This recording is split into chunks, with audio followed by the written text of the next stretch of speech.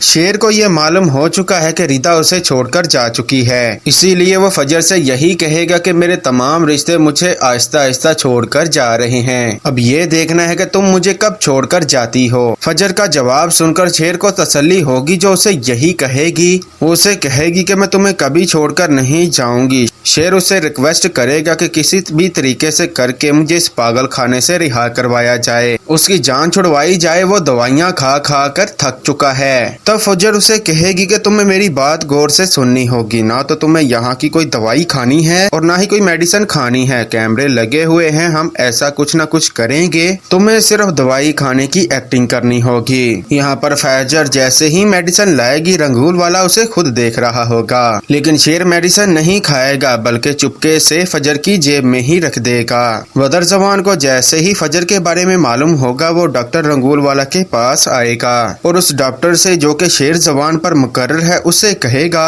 कि जो काम मैंने तुमसे लेना था, अब वो काम हमारा दुश्मन हमें करके देगा। और जैसे ही ये सारी बात हो रही होगी, डॉक्टर रंगूल वाला उसे पूछेगा कि आखिर ऐसा कैसे हो सकता है। तब वो उसे कहेगा कि फजर के बाप को जैसे ही इत्तला मिलेगी, वो खुद उससे ये काम करवाने की कोशिश करेगा। बदरुज़्ज़मान बहुत ही जल्द फजर के बाप तक ये इत्तला पहुंचा देगा, उसकी बेटी जो है उसके दुश्मन की बहुत अच्छे तरीके से खिदमत कर रही है। और जैसे ही फजर के बाप तक ये खबर पहुंचेगी, तो वो फजर से कहेगा कि एक ही सूरत में मैं तुम्हें माफ कर सकता हूँ, जब तुम शाह जमान की नस्ल को ही खत्म करके मेरे पास आओगी। तब मेरा सर फखर से बुलंद होगा कि मेरी बेटी ने मेरा झुका हुआ सर उठा दिया है। आखिरकार फजर को मजबूरन बाप के सामने झूठ बोलना पड़ जाएगा कि उसने शेर को खत्म कर दिया है, लेकिन जिस तरह से फजर आहिस्ता आहिस्ता शेर को मेडिसिन दे रही है और उसे डॉक्टर रंगूल वाला और बदर से बचा रही है, उसकी जहनी हालत बेहतर से बेहतर होती चली जाएगी। और एक दिन ऐसा आएगा कि शेर जवान बिल्कुल तंदुरुस्त होकर घर वापस आ जाएगा। तब शुजार को जैसे ही मालूम होगा कि उसकी बेटी ने उसके साथ झूठ बोला है और दूसरी बार उसे धोखा दिया है, तब वो उसे धक्के मारकर घर से निकालेगा।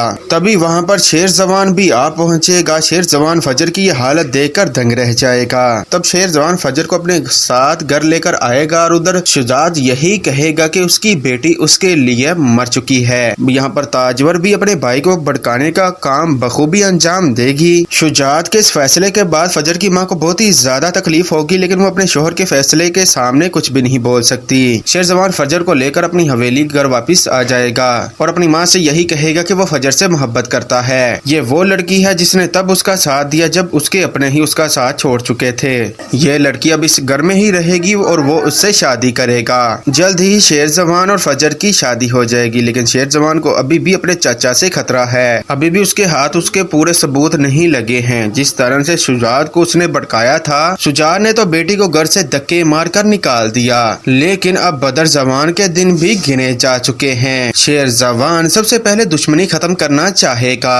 अपने साथ अपने घर वालों को लेकर काका साहब के पास आएगा और उनसे माफी मांगेगा और कहेगा कि फजर ने उस पर एहसान किया है और वो अपने बुजुर्गों की वजह से जो कुछ भी हो चुका वो सब कुछ भूलकर इस पर मट्टी डालना चाहता है। फजर की आंखों में शेर जवान कभी भी आंसू नहीं देख सकता, इसीलिए उसका सर बुलंद करने के लिए वो सब कुछ करने को तैयार है। और बदर जवान और उसके बेटों का भी बहुत ही बुरा और भयानक अंजाम होने वाला है, क्योंकि शेर किसी भी सूरत उनको माफ करने वाला नहीं है। काका साहब ना कि शेर जवान को माफ कर देंगे, बल्कि ये दोनों घराने फिर से एक हो जाएंगे। फजर का सब्र और शेर की मोहब्बत रंग ले आएगी।